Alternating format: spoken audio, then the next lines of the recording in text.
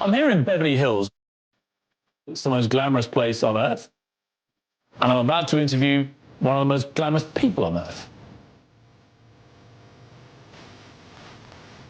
She's an edgy sex symbol who sold 100 million albums and millions more concert and movie tickets.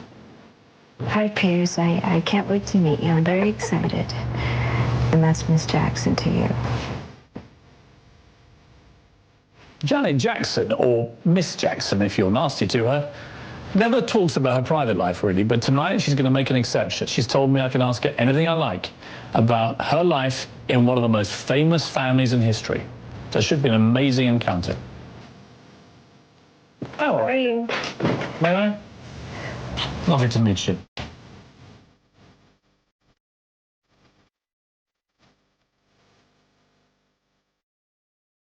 Janet, how are you? I'm very giddy right now. Giddy? Yes. It is exciting for you, I know. It's good to see you. Is it exciting? I mean, do you like doing interviews or do you hate them? How do you feel? I'm not very keen about doing interviews. Why not? I'm not much of a talker. I mean, obviously I will if I have to, but I rather listen. I rather just stay very quiet and listen to what's going on. And yet you've written this book, which is incredibly open. I mean, I was really surprised, knowing how private you normally are. As I read it, I was, wow, she's really been frank and honest here about some very private stuff. Well, it's so funny that you say that, because a lot of people said the very same thing when I did the Velvet Rope album. But I've always written about my life experiences, and this is just another step, another level for me. Reading your book, Janet, it seems to be two Janet Jacksons. There's the brilliant stage performer with all the confidence of a top performer, and then there's the quite shy, retiring young Janet who goes home, who's very different. Which one have I got today? I don't know, maybe a little bit of both, I don't know. But you are two people, aren't you? Yeah, I am. I think it's beyond two people. I think, I mentioned this on the Velvet Rope, really. I think we have several different characters that live within us.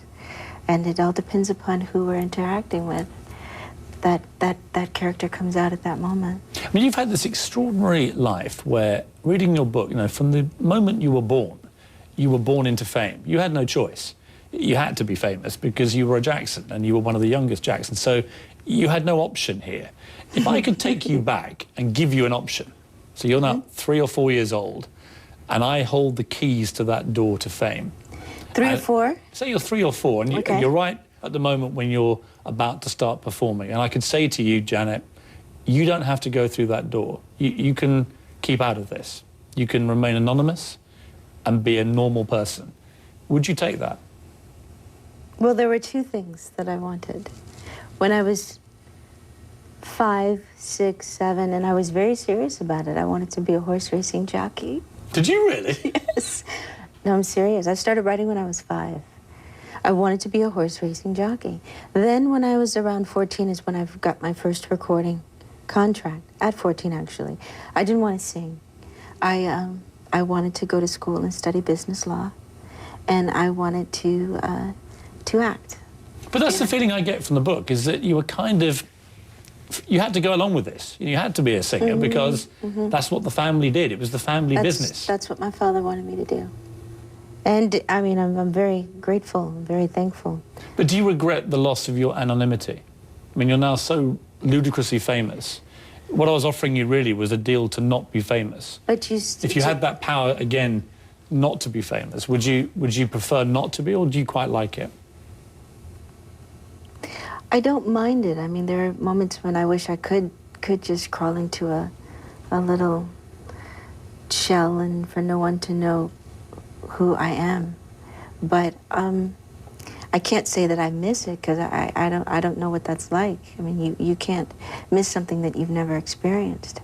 And granted, I've never. The reason why I say that is because when my brothers were famous, even though I hadn't been on camera, on screen, I got a lot of attention just from being the baby of the family and being a girl, a little girl. So I always got quite a bit of attention. since I can remember. Not being able to lead a normal life for most of the time that you exist must be difficult. Ordinary people can't understand that, really. They don't really understand the goldfish bowl that you in particular, as part of this family, have had to exist in. You do live in some sort of a bubble, but it's normalcy for me. Like I said, my brothers were famous when I was 2 years old, to help you to kind of understand.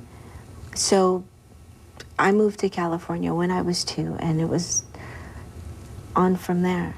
I've been very blessed, very fortunate, and it's made me who I am today. The good, the bad, the ugly. There's not much ugly about you, Janet, if you don't mind me saying. Thank you. I tell you what I particularly like, this ring. Can we have a little look at this? My ring? Because I noticed, isn't it skull and crossbones? Yeah. Is this, what are they, the heads of interviewers who disappointed you over the years? I told you, I've got a special finger for you. I bet you have. Which one is it? Which one are you? It's that one. I love skulls. You love skulls? Yeah. It's a bit creepy, isn't it? No. Really? I don't think so. I just think they're really cool looking. Do you collect real ones, or? No. No? How many skull-like things do you have? Oh, I don't know. I really don't. This is fascinating. I know, no one's ever asked me before. This is my first time saying this. So you've never revealed your skull addiction before? Well, I don't know if it's an addiction. And it's no deeper meaning of this cult or whatever that. It's just something that I like. You know, just a little motif that I like, that's all. Nothing deeper. Janet, one of the other major themes of the book is clearly your ongoing relationship with food. How would you best articulate it? Love-hate relationship. It's been a tough road, a tough battle since I was very little, and not feeling worthy, self-esteem issues dealing with food, stemming from when I was very, very young, not feeling who I was good enough as I was. The weird thing about having a sort of addictive problem to food, which is what you articulate in the book so well, is that unlike other addictions, you know, if it was drink or drugs or anything like that, you always have the power to give it up. You may remain an addict, but you can give it up. You can stop taking the drugs or the alcohol. You don't need it to live. But yeah, for food, the addiction is there every day, isn't it? There's no giving up. You have to eat food to live. Yeah, you do. I mean, I'm not in denial in any way. I've never had someone say to me, "You're addicted to food," and maybe that's what it is for me. I've never had anyone say that to me, but the way that I feel about it definitely, and it still is an issue for me. But you know, figuring out where to place it, I was an emotional eater. I still am, and I've learned how to handle certain issues and not to run to that for comfort. When I interviewed Oprah Winfrey for this show, she said the worst day professionally she'd have was when some movie she'd been involved with, the ratings came in and they were terrible. And she said she went and ate just a gargantuan amount of food that weekend. She did the whole weekend? She was laughing, like, it was just ridiculous. And she was laughing, but at the same time she said it made her even more unhappy. It made her more depressed, I'm sure. Yeah, I mean, how did it manifest itself with you? When you've gone through bad times and you were eating too much, what would you do? It's binging. Like what, though? I mean, let's have a bit of insight into the binging. Whatever you like, whether it's fries, pizza, or I love caramel apples. Oh, they're nice. Yeah, aren't they good? I mean, I think everything you can have in moderation. To eat healthy is very important, but still, you can have those things in moderation. A little here, a little there. I still eat caramel apples. Do you? Yeah. They're the nicest thing, aren't they? I love it with nuts. I like them with the peanuts on the outside. Love them. When we come back, the secret life of a superstar sex symbol. There was a time when I was so down and felt so unattractive, and it lasted for a very, very long time, that I used to bang my head against the wall. If your issue is with trust, hear me when I tell you this. No one else has shared my love. No one else has had your something I want. to say something I've been holding back. Can't let it go for another day. Let me start by saying that nothing. When you were, I guess, reading the book, when you were at your worst in terms of the eating, and you began to hate yourself, you got depressed. I mean, what were you feeling at that time? What made you suddenly think, I've got to get a grip? Oh gosh, that's been a few times.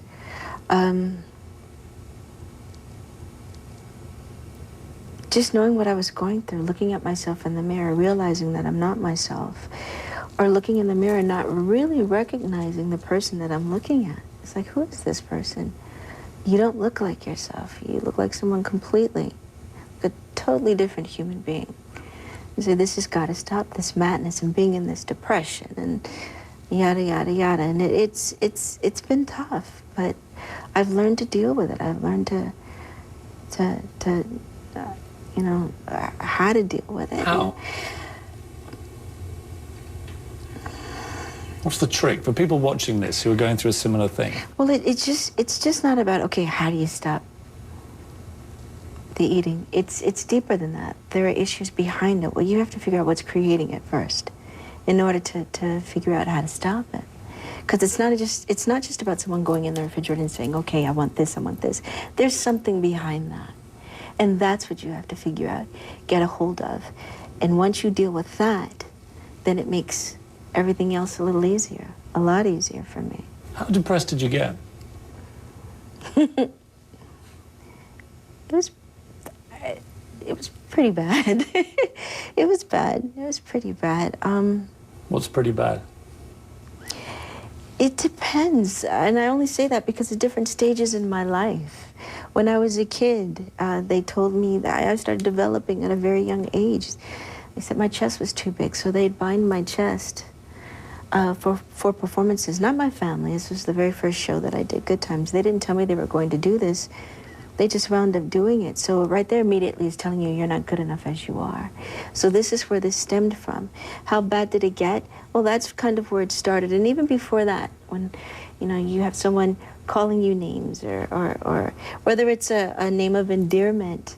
I was the kind of kid that internalized everything. Some people can... Well, Michael called you Dunk, didn't he? Short for donkey. Yeah. I mean, that's not very nice. No, but no, it's not. But when it's coming from a family member who means it out of love, it's just fun, they don't realize what it could be doing to you. And especially being the baby, when you have a big family, a lot of brothers and sisters, or even, you don't have to have a big family, but being the baby, you seem to always, a lot of teasing, and you get it more so than anybody else. But do you think in your case it affected you more than any of them realized? That it was all chipping away? Yes, this is what I'm getting at. They didn't know. I internalized, I was so quiet, I never told anyone how I felt. I was hurting inside, but I never said anything to anybody about it. And I'd laugh it off like it was nothing, not wanting to show that the pain that it was truly causing. So that's you don't do that. That's not the thing to do. That's what I did, and I kept that up for years.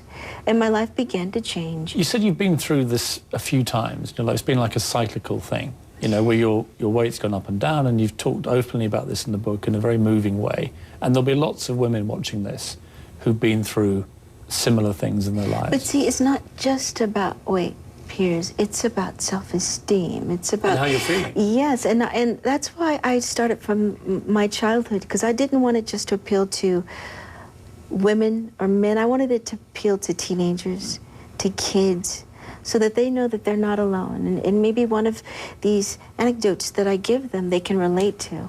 For instance, in the book I talk about, there was a time when I was so down and felt so unattractive, and it lasted for a very, very long time, that I used to bang my head against the wall. Really? Yeah. And, hard? yeah. Literally, like this? Yeah. And the person that I was with, my ex-husband at the time, he'd have to stop me. And what were you thinking when you did that? I felt crazy? No, I didn't feel crazy. I just felt very unattractive. I didn't like who I was. I didn't like the way I looked. But once again, all of this stemming from, you're not right. This is how you should be. You're not good enough this way. You're not worthy. You're, you know, fraudulent. Whatever the case is. And all of that just building and building and building, accumulating to this point in my life. And that went on for a good while. Did you ever feel suicidal at all? No. Never No. got that bad for you? No. No. There may be an instant of, but no, not like that. Not like that. I've seen you say before that most families are dysfunctional, and I totally agree with that. You take anyone's family and give them the kind of scrutiny the Jackson families had, they'd all look dysfunctional in some way. But you don't even have to give them that. You take any family, you will find there are issues. Yeah, that's what everyone has it, right? The difference is that you've had to, all of you, lead life in this crazy kind of... Under a microscope. Yeah. Yeah. Which makes it different to most people. It magnifies it that much more. It makes it very hard. It's not an easy life. It can't be. Everyone thinks, oh, it's so glamorous, it's this, it's that. And like you said, the two sides. People see you as this, and there's no way, and you mustn't have any problems. I never give it a moment's thought about how I look at all. And a lot of men I know are the same. But for you, I've noticed all these magazine covers that come out, this incredible premium that is put on female stars to look 100% all the time. And even when you go out now and try and be normal, of course, there's paparazzi everywhere, hoping to catch you looking a bit rough. I mean, the pressure must be enormous. It's crazy. It's crazy, and I think that's why a lot of the women today, a lot of them swing in that other direction, and they're under-eating. I mean, some of the stories that I hear, which I'm not going to get into, and I'm not going to tell people's tea, but that's other female stars who just do crazy things. Yeah, that's not my place to do that. But without naming names, what are the craziest things you're hearing? Don't name them. No, I'm not going to name names. But what kind of thing are they doing? Oh, I hear about you. Okay, this is the worst. Eating tissue, Kleenex, to fill the stomach, so you're full. Yeah. So that you're full. People do that? Yes. So that you're full and that you won't want another bite to eat, and that's what you eat. That's crazy. That's crazy. And then for the kids to see this and to look up and say, oh, this is what I'm supposed to, this is what I want to look like, or what I'm supposed to look like, and want to go on a diet from a very young age, and not living a life as a kid. I was told at a very young age on the show Good Times Once Again too, that I needed to go on a diet. I was only, 11, 12? And I look back on those shows and I wasn't a heavy kid. But once again, what that does, and like I said, some people can just brush it right off, but others, they really internalize it. And that was me. Coming up, Janet Jackson's rocky relationship with her father. One occasion you cite when you're getting out of the bathtub and he whacks you. Tell me, what could the problem be? The past is something I can't change. It's a brand new day. Don't you tell me I can't let it go. No, I can't let it go. Oh, no. What can I do? Your dad's a fascinating character. You know, I always think he gets a bit of a hard rap, your dad, because yes, he's a disciplinarian, but wow, without that discipline that he had, would any of you have got where you got? I mean, I don't know, but I suspect his drive and the pressure he put on you and the work ethic and all this kind of thing. He's very strong. Yeah. I mean, would you say, when you look back on your relationship with your father, is he predominantly a good man, do you think? How would you position him? I think my father means well. I think he means well and wants nothing but the best for his kids. I just think that the way he went about certain things wasn't the best way, but it got the job done. And that's because of maybe how he was raised, doing what he thought was best, not knowing any better. So you tell a story in the book, one occasion you cite when you're getting out of the bathtub and he whacks you. How old were you then? I was very young. I remember being younger than 8, let me put it like that. I mean, that's pretty bad. Yeah.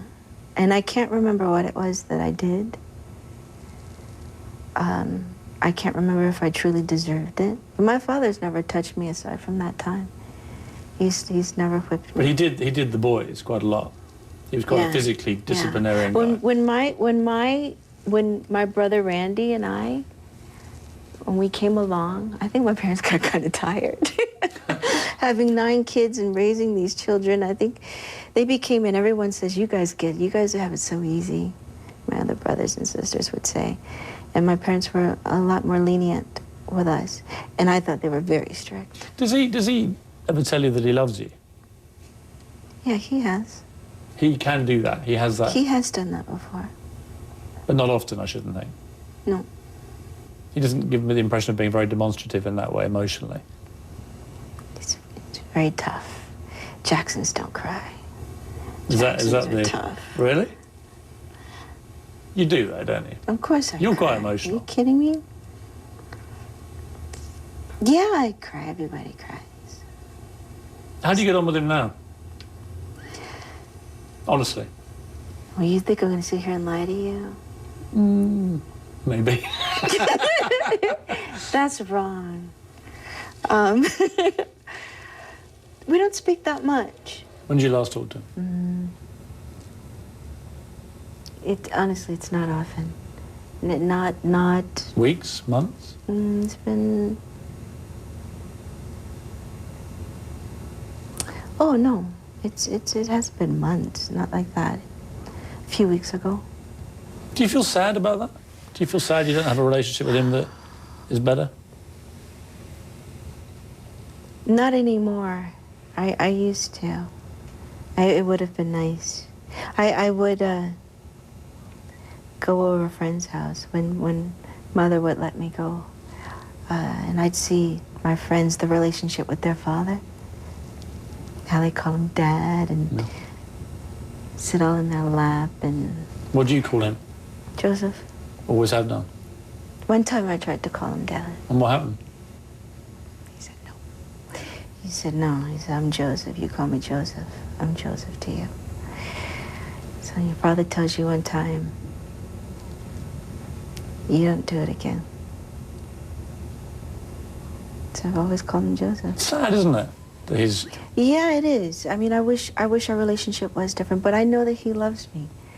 In his weird, strange way. That's exactly what it is. There's no question about it. I know that he loves me, and he's told me before. It's, you know, he has his issues, his things, the way he was brought up, and he's set in his ways, and I think he did the best that he could, and I think he did a wonderful job with us. I mean, the outcome, but the way he went about it, I don't know if I agree with that, but we turned out okay. We turned out pretty okay. Do you think you'll have children? I hope so. Do you worry the clock's ticking or not? No. It's, you know, I've given it up to God. Have you come close to thinking, right, I'm going to have a baby now?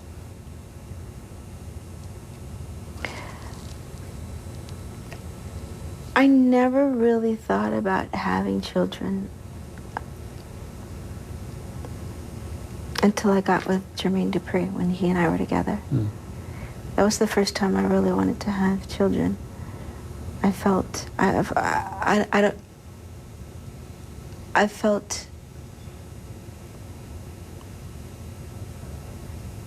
comfortable in the relationship at that time.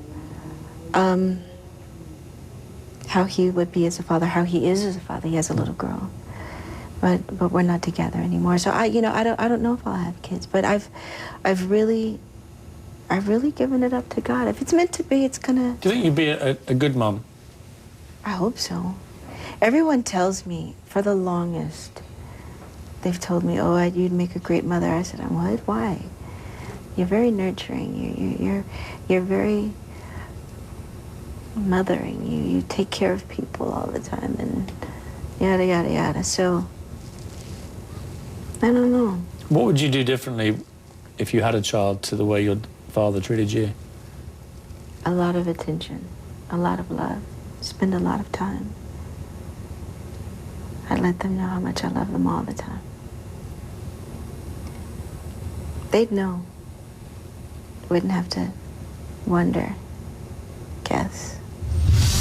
When we come back, the saddest moment of Janet's life, losing Michael. Are you able now to think about with happy memories? Have you got to that stage yet? Trust in me.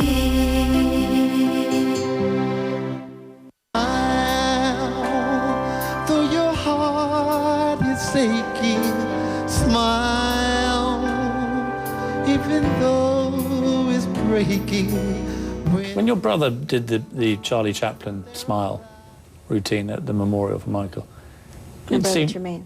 yeah, Yes. it seemed completely appropriate to anyone that knew him, because that's what I remember about Michael, was this amazing smile he had, apart from the genius talent. You know, I still say to people, I saw him in Paris in the early 90s. I have never seen a concert like it in my life. Wonderful performer. I mean, he incredible was. performer. But he had this amazing smile. Do you feel he's still with you? Do you feel he smiles down on you? Yes. A day doesn't go by where I don't think about him. Not one day. That goes for the rest of my brothers and sisters. We've spoken about it. Some of the most touching stuff in the book is about you and Michael when you were very young. Really like those passages, because it's kind of like you were looking after each other's backs a bit.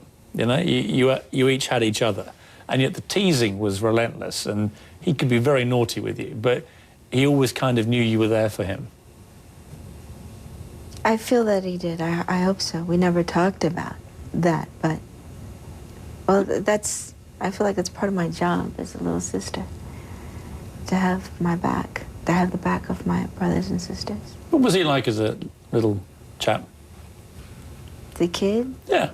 I heard he was bad. I did, as a little kid, because, I mean, obviously I heard he used to pranks, tease people all the time, but he was a good kid, though. And when you came along and you became his back watcher, and you both got a little bit older each time, how did your relationship evolve? We were very close. Mike and I were very close. We used to go to this restaurant called Love's. I don't think it's in existence anymore. And we used to get a ton of dinners. And we'd drive around in the car looking for homeless people to give them to. Did you? Mm-hmm, we did it. We used to do it all the time. And just give them food. And one guy threw it at us. I don't need your stinking food. He threw. I was like, Mike, let's get out of here. I can imagine you handling that okay, but I'd imagine Michael probably freaked when that happened. Well, no, he was driving, and I'm the one that's passing out the food. We got out of there, though. But, yeah, that's the only time we were ever any sort of rejection. But. And are you able now, because enough time has passed, the terrible grief you must have felt at the time, are you able now to think about with happy memories? Have you got to that stage yet? Mm-hmm. What do you think about? About passing out the dinners to the homeless, Yeah. about taking care of the animals when we were kids, about some of the talks that we had, things like that. What was it, for those who didn't know him, what was he like? What were the misconceptions of Michael, do you think? He's very sweet, very gentle, incredibly smart. Always about love.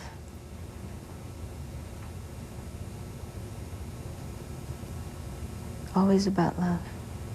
He knew who he was. Do you think most people misunderstood him? Mm-hmm. I interviewed Michael. Oh, you did? Yeah, I interviewed him.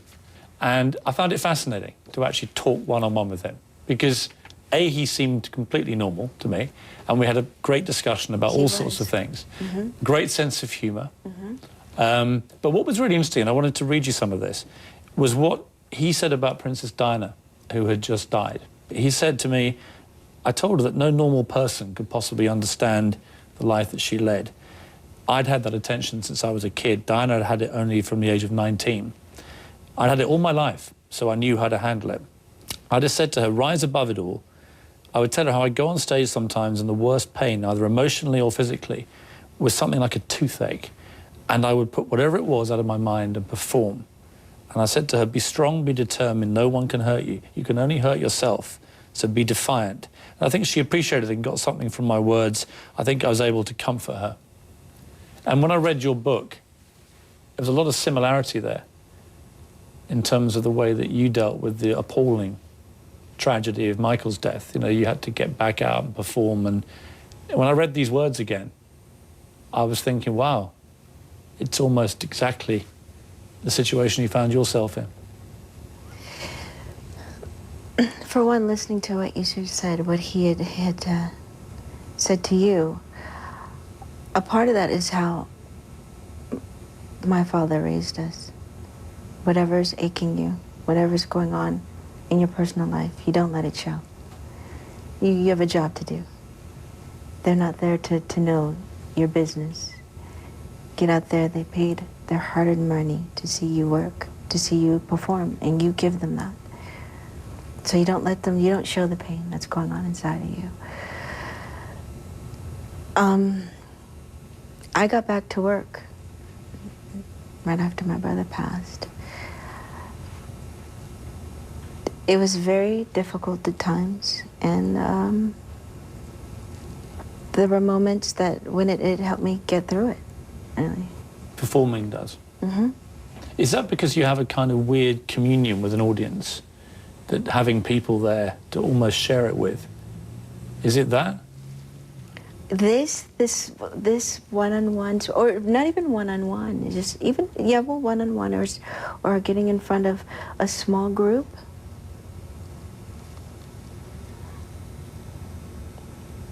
That's difficult for me.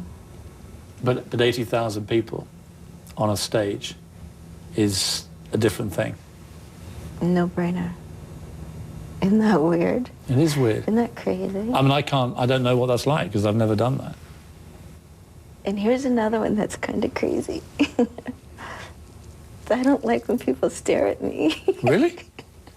Oh dear, I've been staring at you for about half an hour. Well, it's like I'm in the wrong profession. I'm in the wrong business. It's like, gosh, I You don't like being looked at? Uh-uh. You are in the wrong business. I know, right? It's crazy. It's kind of crazy. I'm in the wrong business. But it's easier for me when I'm moving, when I'm thising, when I'm thatting. But if I'm just still in speaking, it's a lot harder for me. So I just have to put on that face. In a moment, Miss Jackson on the real diva in the family. Well, let me stop, because I think my sister's a diva. She's gonna kill me.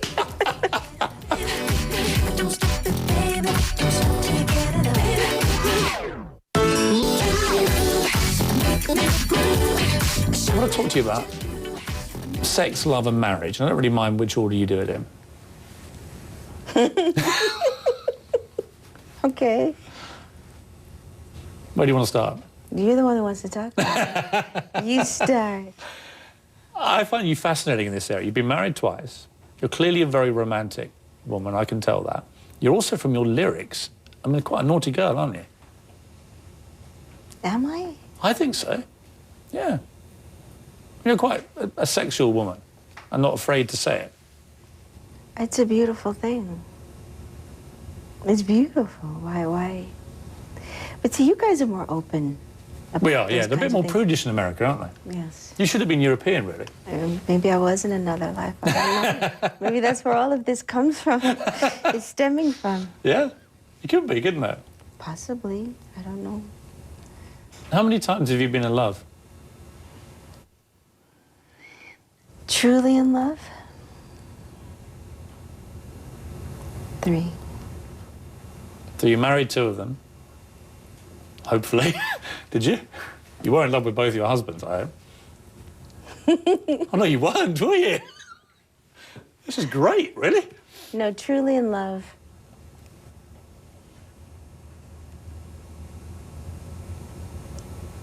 5. How come it just went from 3 to 5? Because I wasn't... Thinking properly. Mm-hmm. Do you like being Truly in love? in love. Or is it agonizing? No, I mean, obviously relationships can be tough, but I love being in relationships. I'm not a loner. Granted, I do need my moments where I just need to be. But Are you easy to be with, do you think? Are you high maintenance, low maintenance, middle maintenance? I always thought I was low maintenance. Why are you laughing, Stephen? Why? What's Your extensive entourage would appear to suggest that maybe extensive? middling to high. Is it that bad? I don't think it's not that bad. Actually, they're quite nice people, your entourage. I was They're expecting very some sweet. monsters to arrive who were going to beat me up. They've been with me for years, too. And they were quite cheeky to you Years, earlier, I years. thought. That's the relationship we have. I mean, years, 17 years, 20-something years. Have you ever been a diva? I don't think so. It's look at as strict as my parents were and as disciplinarians. Well, let me stop because I think my sister's a diva. She's gonna kill me. LaToya. Why Latoya? I could have met Reeve. Well, which one did you meet? Latoya. She is a diva. my sister, my grandmother was very grand, and I think my sister's very grand. I think LaToya wouldn't deny being a diva. She loves being a diva, doesn't she? I think she's beautiful. Just as she wouldn't be Latoya if she wasn't that way, and I love her just as she is. But my friends tell me that I'm not. My family, they tell me that I'm not. People that I've worked with, they said, "Oh, we expected you to be one way, and you're totally the opposite." So I guess I'm not. Your first marriage ended, you think, because you were basically too young, right? Too inexperienced, too young, and he had issues that you just couldn't really reconcile with. At the time, I didn't think it was because I was too young. But yeah. Looking back on it. Yeah, and I think I did it for the wrong reasons. Not to say that I wasn't in love with him, but I did it for the wrong reasons. And the second time? What about it? What went wrong there, do you think? Oh, I can't speak about it, unfortunately. Oh, really? Yes, not because of me, but because You just agreed not to. he asked me not to, and I gave him my word that I wouldn't speak about it. Do you think you'll get married again? Are you wary now? Is it twice bitten, thrice shy? You know, and everyone says the third time is a charm, and I thought, maybe marriage isn't for me. Maybe I'm just meant to, I don't know, have someone, live with someone, but not tie the knot. And I always thought, I don't need a piece of paper to validate what it is that I have with someone. Do you find it easy to meet guys? I mean, you are Janet Jackson. You must be quite intimidating. You turn up with your... That's what guys have always said. Well, I mean, you come in here with your skull and crossbones. I mean, even I'm feeling slightly... Oh, stop it. For me to meet guys? No, for guys to meet me, there's most of them, I think, have been intimidated. That's what I've heard. Well, they've got to get past your security detail first, presumably. No, I'm very easy to talk to. Are you? I think so. I think you are. I think so. I mean, I might be a little bit quiet, but I don't think I'm shy. But I think I'm pretty easy to talk to. But I'd love to have a family and do all of that juicy stuff. I would, but it's really up to God. If you feel like I feel, you can get it tonight. Ring, ring. Make me say. I've got skulls everywhere, see? You have? You've got even more There. skulls. They're all skulls. They're all skulls. I mean, it's a bit weird, isn't it? No, it's not weird. No? Why? You say you like them, don't you? Yeah, but you talk about love and everything, and then you're just covered in skulls. I like the way they look. Well, what's wrong with that? I don't know. I mean, it's just a weird thing to... I don't know.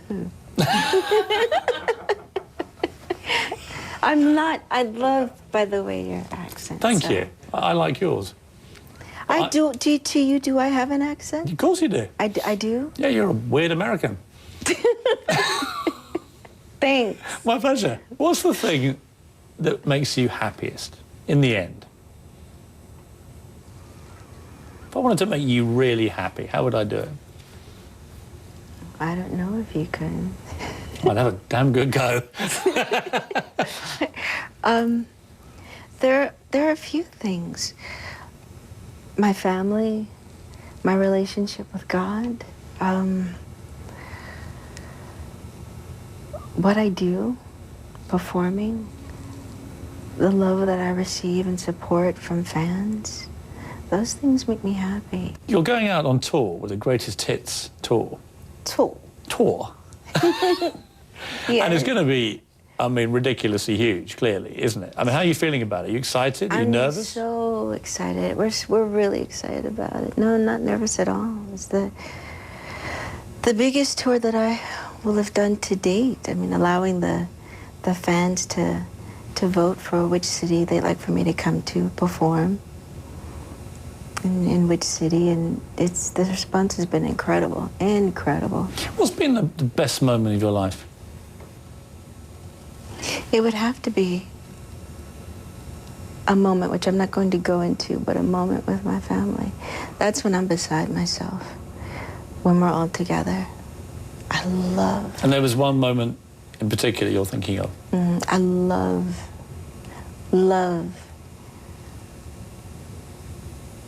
like my great nephew, London Blue, says, Auntie Janet, I love this family. This is such a great family. He's so cute, he's 5. And it's just sweet moments when we all get together, which is rare, it's hard. But when it happens, do you all It's feel special. like, okay, we are a bit crazy, the Jacksons, but when we get together, we have an amazing family. We have a wonderful family. We have a wonderful time together. That's the thing.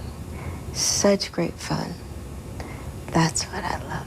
Just to wrap this up, it's been a fascinating encounter. I didn't know quite what to expect, but you've been fascinating. But you're exuding to me an air of being as happy with yourself, perhaps, as you've ever been. I am. I told you before, I'm in a wonderful space. And it's about having that happiness, that love from within. Throw away all of this, all of the material things, all of that. It's just stuff. It has to come from inside. And I'm very happy. You found peace with yourself. Yes. It's been lovely meeting you. Nice to have met you. Thank you. And your bones. And my bones.